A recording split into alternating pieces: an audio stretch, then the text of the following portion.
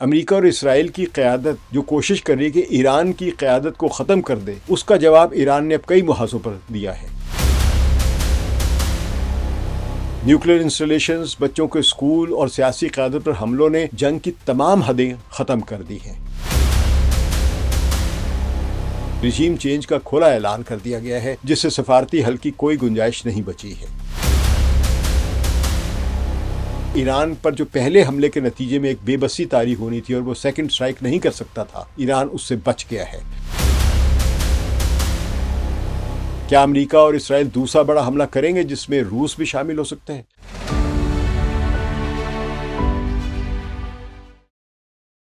ثقلین امام کا سلام قبول کیجیے۔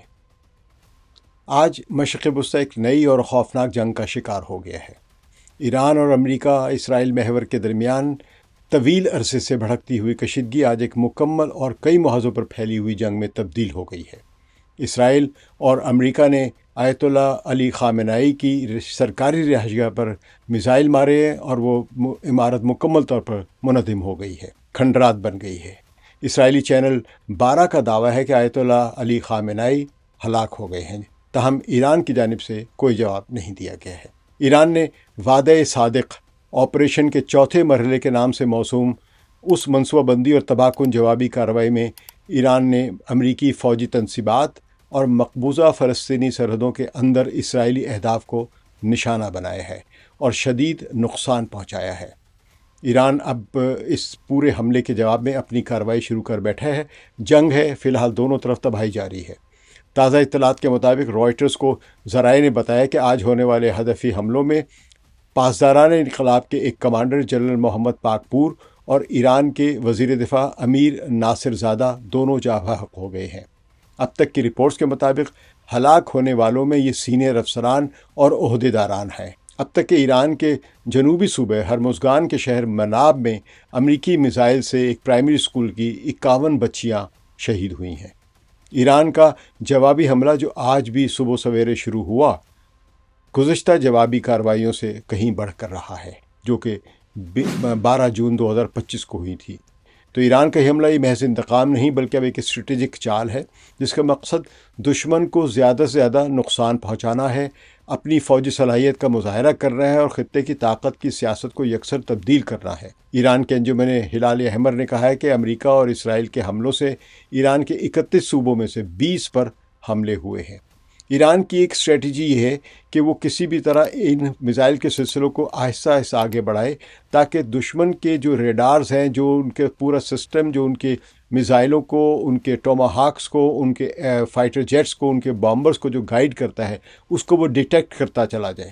یہ ایک الیکٹرانک وارفیئر کا ایک حصہ ہوتا ہے۔ اسی دوران ایرانی صدر مسعود پزشکیان کا کہنا ہے کہ ہم اسرائیل کے کسی بھی فوجی اقدام کے لیے تیار ہیں اور ہماری افواج اسرائیل کے اندر گہرائی تک دوبارہ حملہ کرنے کی تیار ہے۔ یہ اس بات کا واضح اشارہ ہے کہ اسرائیل ایک بار پھر ایران پر حملہ کر سکتا ہے اور اس بار بھرپور طاقت کے ساتھ حملہ کر رہا ہے۔ ان کے علاوہ ایرانی وزیر خارجہ عراقچی نے ایک امریکی چینل سے گفتگو کرتے ہوئے کہا کہ ہم نے پچھلی جنگ سے بہت سے سبق حاصل کیے ہیں اور سیکھے ہیں۔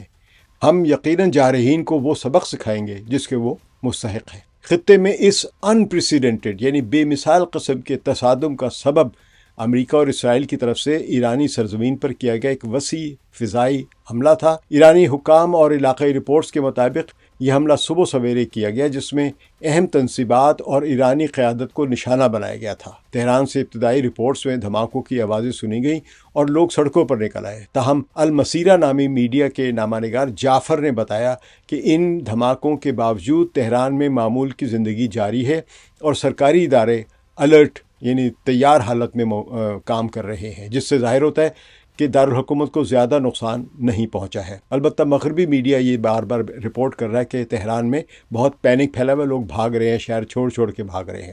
ہو سکتا ہے چند ایک لوگ بھاگ رہے ہوں یا ہجرت کر رہے ہوں، لیکن شہر میں کوئی بھاگ دوڑ کا منظر نہیں ہے۔ اس حملے کی سب سے بڑی بات یہ تھی کہ اس میں ایرانی قیادت کو نشانہ بنانے کی دانستاً کوشش کی گئی تھی۔ ایکسیوس نیوز ویب سائٹ کے مطابق رہبر معظم آیت اللہ علی خامنہئی اور صدر مسعود پزشکیان اس حملے کے خاص نشانے پر تھے۔ یہ حملہ دراصل ایک ڈی کیپیٹیٹڈ یعنی سر قلم کرنے والی کارروائی تھی جس کا مقصد ایک ہی بار میں ایرانی قیادت کو ختم کرنا تھا، لیکن کہا جا رہا ہے کہ دونوں قاتلانہ حملے ناکام ہو گئے ہیں۔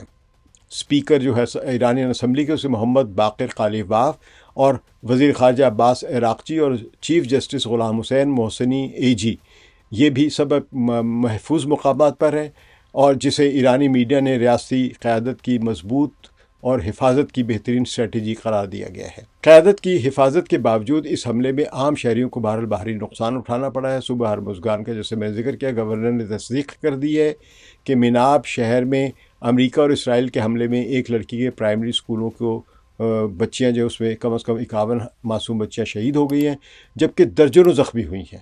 ایرانی میڈیا نے اسے خونریز قتل عام قرار دیا ہے۔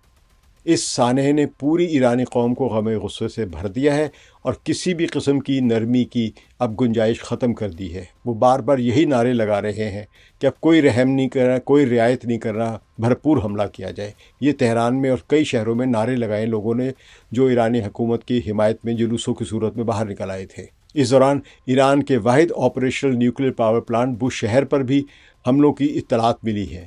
یہ پلانٹ روسی تعاون سے بنا ہے اور وہیں کے تکنیکی ماہرین اور ایندھن سے چلتا ہے۔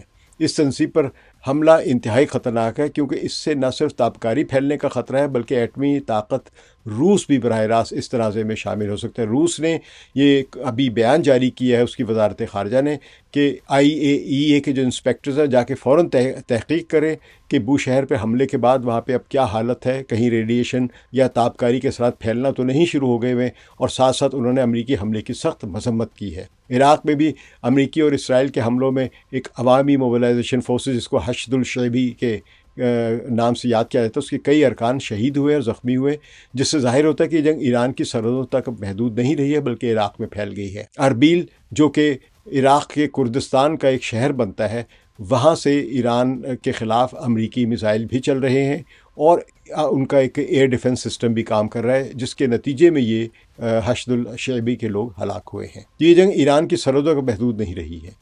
ان حملوں کے جواب میں ایران نے انتہائی تیز اور وسیع پیمانے پر جوابی کارروائی کی ہے۔ اس جوابی حملے کو وعدہ صادق آپریشن کا چوتھا مرحلہ قرار دیا گیا ہے۔ نامہ نگار جعفر کے مطابق یہ 2 سطحی حکمت عملی تھی، جس میں ایک طرف اسرائیل کو نشانہ بنایا گیا اور دوسری طرف امریکی اڈوں پر حملے کیے گئے ہیں۔ پہلے مرحلے میں ایران کے گرد موجود امریکی فوجی اڈوں کو نشانہ بنایا گیا۔ قطر میں موجود العدید ایئر بیس امریکی سینٹرل کمانڈ کا دفتر ہے، یعنی ہیڈ کوارٹر ہے، اس پر شدید حملے کیے گئے ہیں۔ اس حملے میں 1.1 ارب ڈالر کا یہ جو ANFPS 132 بلاک 5 یہ جو انتباہی ریڈار سسٹم ہے، یہ تباہ کر دیا گیا ہے۔ یہ ریڈار علاقائی فضائی دفاع کا اہم حصہ تھا اور اس کی تباہی سے امریکی دفاعی نظام اندھا ہو گیا ہے۔ قطری فضائیہ کی جانب سے کی جانے والی حملوں کا ملبہ دارالحکومت دوحہ کے رہائشی علاقے میں گرا، جس سے اہم شہریوں میں غصہ پایا جا رہا ہے۔ قطر کی فضائیہ نے جو بمباری کی تھی یا میزائل جو مارے تھے، وہ ایران سے آنے والے میزائلوں کو روکنے کے لیے کیے گئے تھے، لیکن ان کے جو میزائل پھٹے ہیں یا روکنے کی کوشش میں انٹرسیپٹ کیے، تو جو ایکسپلوژن کے بعد جو ملبہ تھا ان میزائلوں کا ایران کے، وہ شہری علاقوں میں گرا، جس سے عام لوگ بہت متاثر ہوئے ہیں۔ تو متحدہ عرب امارات میں ابو ظہبی میں یہ کافی سارا نقصان ہوا ہے۔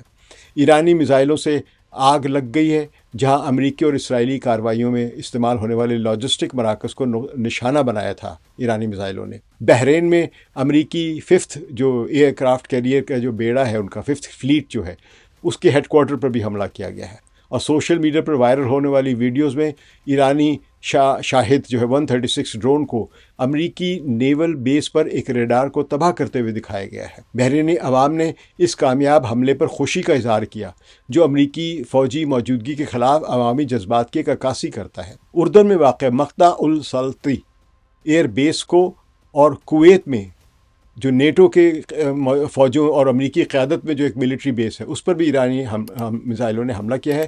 اور اطلاعات یہ آ رہی ہیں کہ کویت میں جو نیٹو کا یہ جو ایئر بیس تھا یا ملٹری بیس تھا، یہاں پہ کوئی 20 کے قریب اٹالین سولجرز ہلاک ہوئے ہیں۔ تو دوسرے مرحلے میں اسرائیل کو نشانہ بنایا گیا ہے، یعنی یہ جو جعفر بتا رہے تھے اس کے مطابق یہ حملے کئی مراحل میں کیے گئے ہیں۔ دن بھر میزائلوں کی لہریں اسرائیل تک جاتی رہی ہیں۔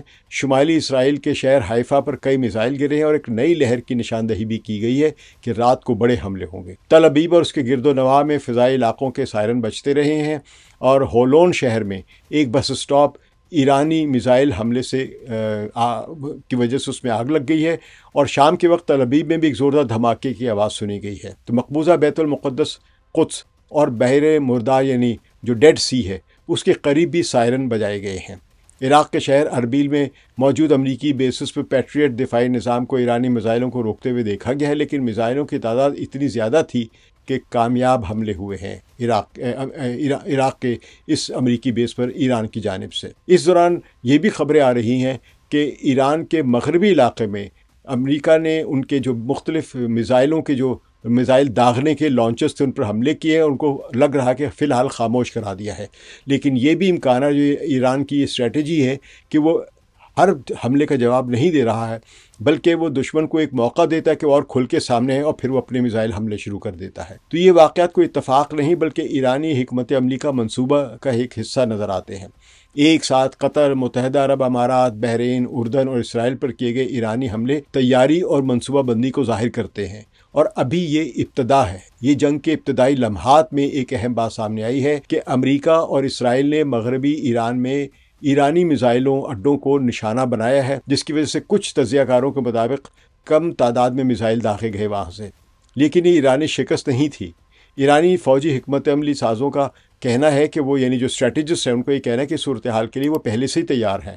ان کا منصوبہ یہ ہے کہ اگر فکسڈ لانچرز بھی تباہ ہو جائیں تو موبائل پلیٹ فارمز اور پہلے سے ذخیرہ شدہ ہتھیاروں سے حملے جاری کیے جائیں گے۔ یعنی وہ ان کے پاس موبائل لانچرز ہیں جو ٹرکس کی صورت میں ادھر ادھر جاتے ہیں، ان کو وہاں پہ میزائل پہنچائے جائیں گے، کیونکہ جہاں سے بھی ایک میزائل چلتا ہے ایران کا، وہ اس جگہ کی ڈیٹیکشن ہو جاتی ہے امریکی اور اسرائیلی ریڈارز کے ذریعے، تو اس لیے وہاں پہ وہ فوراً جوابی کارروائی کے طور پر میزائل پھینکتے ہیں یا اپنا ایک فضائی حملہ کرتے ہیں۔